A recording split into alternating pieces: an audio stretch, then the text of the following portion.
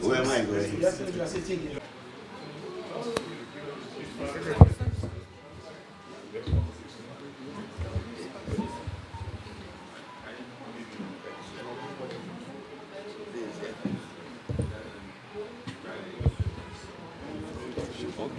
Okay. Amina Mohammed, former Foreign Minister of Kenya. Of the Labour Party. Thank you very much for receiving us. This is the Commonwealth delegation, the Commonwealth election observers. Very, very glad indeed that we have an opportunity to meet yourself and the leadership of the Labour Party, because as observers, we have thought it was important that we should meet all of the role players in terms of the elections, to try and understand as well as we should, as well as we can, all matters relating to the elections. So we come to you, therefore, Chairperson, as listeners. We've come as students to learn from you about the assessment of the Labour Party of the election, all elements of it, your assessment of INEC, for instance, in terms of its capacity properly to conduct this election so that they are credible, and all other elements that have got to do with that, matters that might be of concern to the Labour Party as to possibility of problems about this or that or the other thing, or there may be no such possibility. I'm just indicating, Chairperson, the breadth of the field that we would cover. Issues of the inclusivity of the elections, women, youth, people with disability, and so on.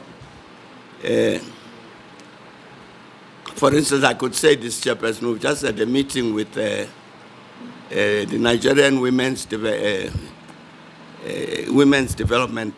Trust. And they were talking about, obviously, about the matter of the inclusion of women in the electoral process as candidates and so on.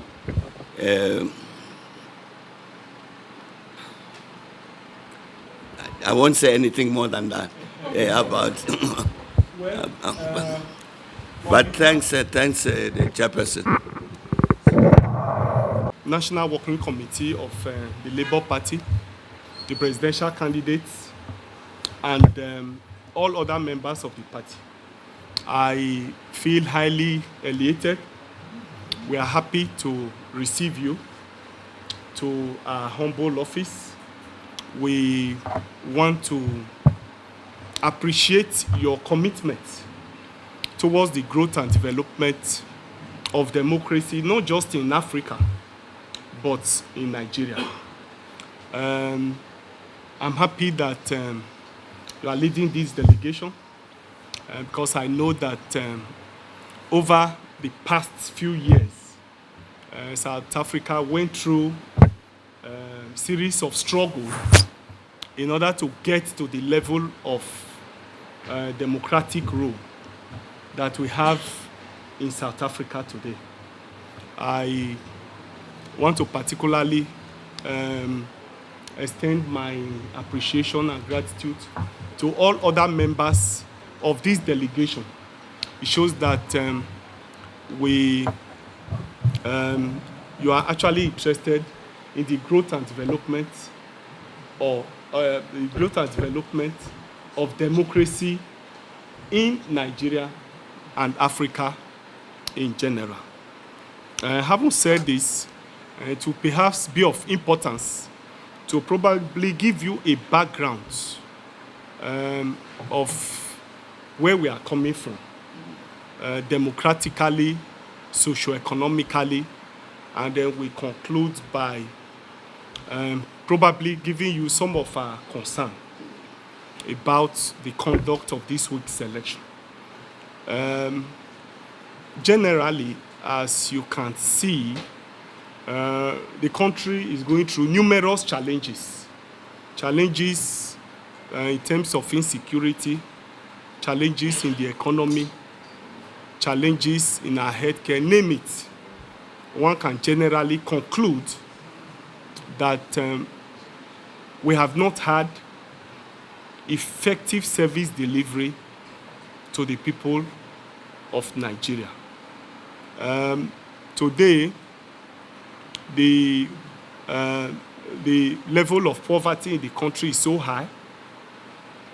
Our situation is worse following the high level of insecurity that we have in the land. In fact, the drafters of our constitution, the founding fathers of Nigeria, had actually contemplated it to be a state where security and welfare of the citizens is paramount. In fact, if you look at section 14 of the constitution, it's clear that the principal purpose of government shall be the provision of security and welfare for its citizens.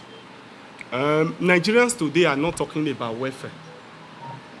Nigerians are talking about security of their lives and properties. It will shock you to note that you wouldn't know this terrain very well, but the very near state to the Federal Capital Territory, which is Kogi State, you have Kogi on one side, you have Niger State on one side, you have Kaduna on one side. These are surrounding states to the Federal Capital Territory. Some of those states, you can't go through them by roads without the fear of being kidnapped or being killed on the roads. Today, our farmers have stopped going to farms for fear of being kidnapped. The forests, the arable land is taken over by bandits. And this, no doubt, have affected the economy. It has affected all facets of life of the Nigerian people. Today, unemployment is high.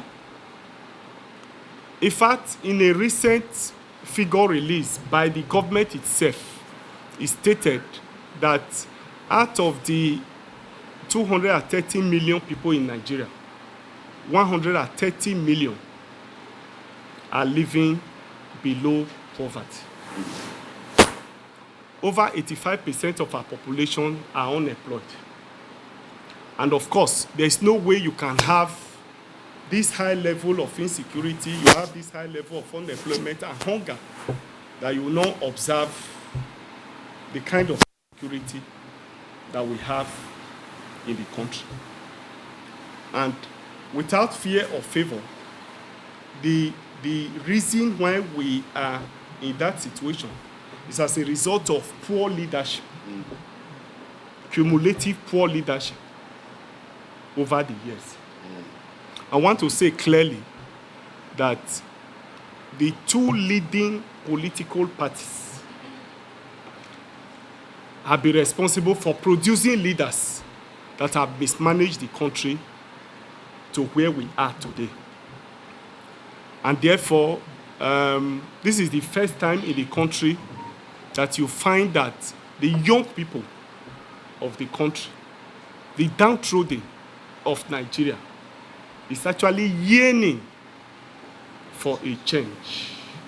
And they believe very strongly that our party and our presidential candidates represent that change. And that is why you see the excitement among the young people. That's why you see the excitement even among old people. All those who have not been privileged to be in government one way or the other, even those that have been in government, are excited with our party and our presidential candidate.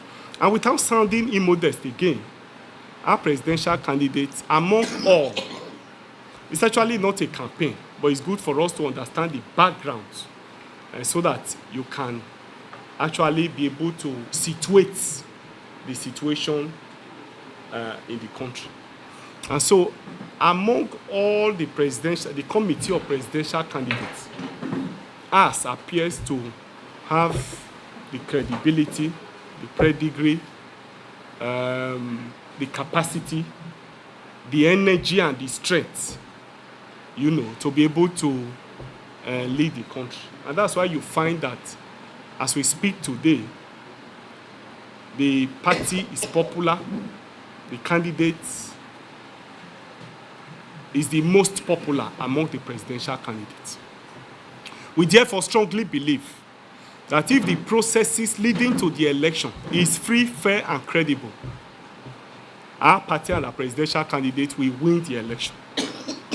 And therefore, all we are asking for is that we want free, fair, and credible election.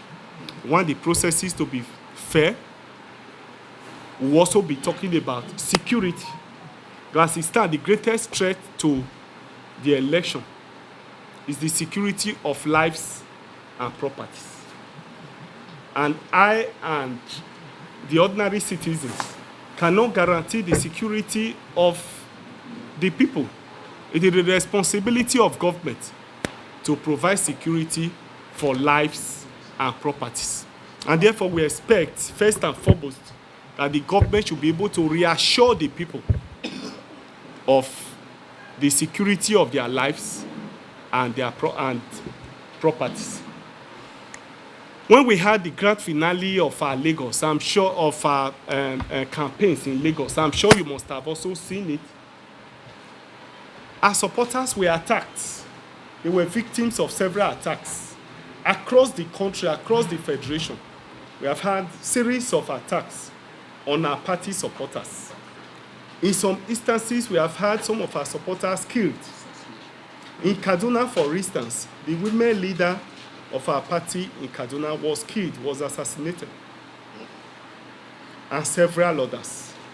So, for this election, we feel that the greatest threat is the issue of security of lives and properties. And therefore, this week of the election, we expect the government, the commander-in-chief, to be on top of the matter, to continually reassure the people of the security of their lives and properties. We also expect that there is palpable threats in the eastern part of the country, where voters are threatened not to come out on that day to vote.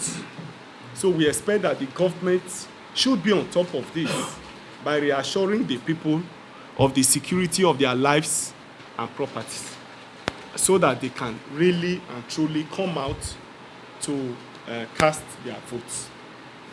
I must say very clearly that we have confidence in the electoral umpire, INEC, to conduct the elections. However, we expect the chairman to deal with a whole lot of issues, a whole lot of rumor that is peddled around the conduct of the election. For instance, we've heard rumors that some personnel in INEC will compromise the processes of beavers, that the beavers have been hacked and so on. We have heard those rumors. But in fairness to INEC, in my interface with INEC, one can say that there are a lot of safety mechanisms around beavers, around their servers, and the others. But there are strong indications that some of these processes can be hacked, and so on and so forth. So for us, we have confidence in INEC that INEC will do the right thing.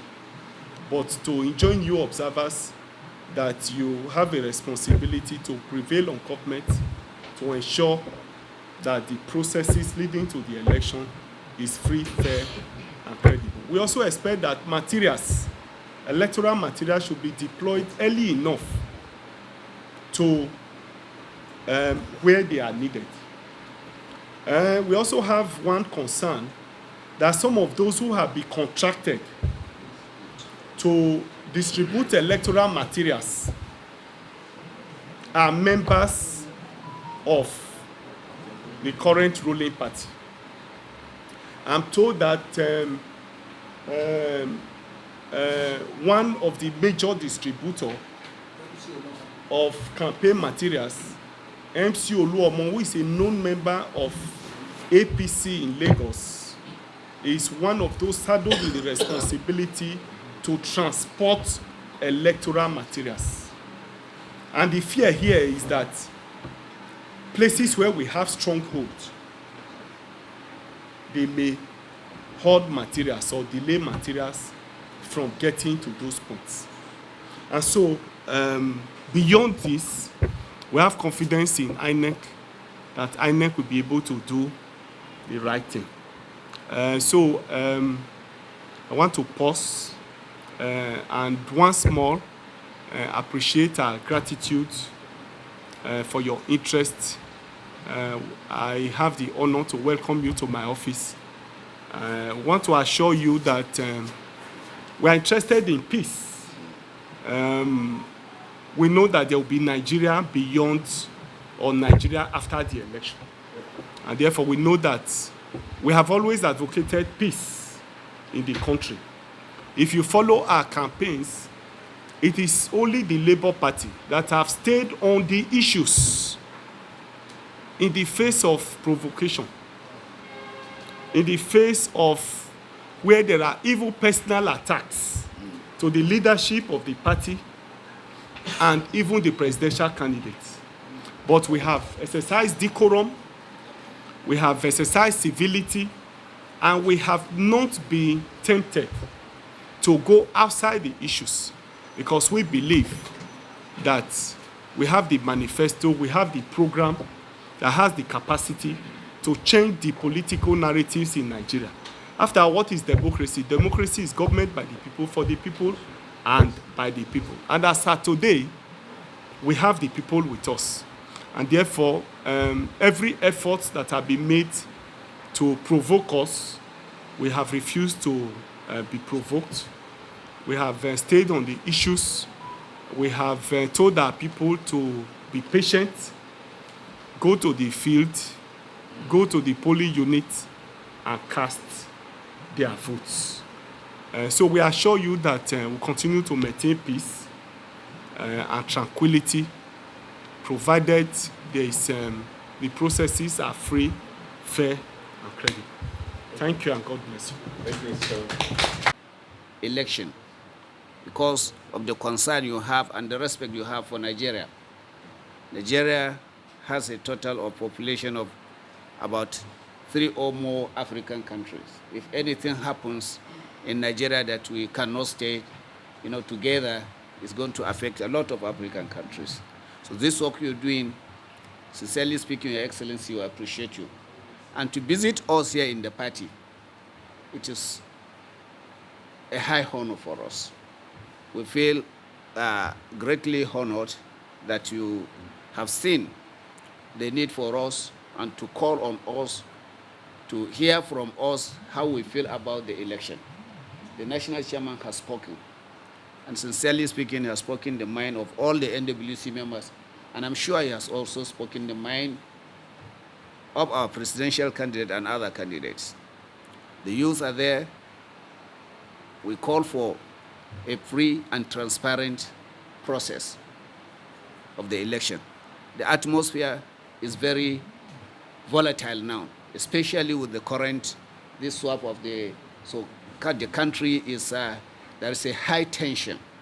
So we call on you and we request you to kindly, Your Excellency, give your kind words and advice, and elderly advice, and experienced advice on how the government and other sensitive, concerned Nigerians that should take this election. This election is completely a new one. It was not been a two-way traffic. Before, the election in the country had been two-way traffic, two major political parties. But now we have the 3 political parties that each and every one of these political parties is having the confidence, even though our own confidence is more than those of is higher.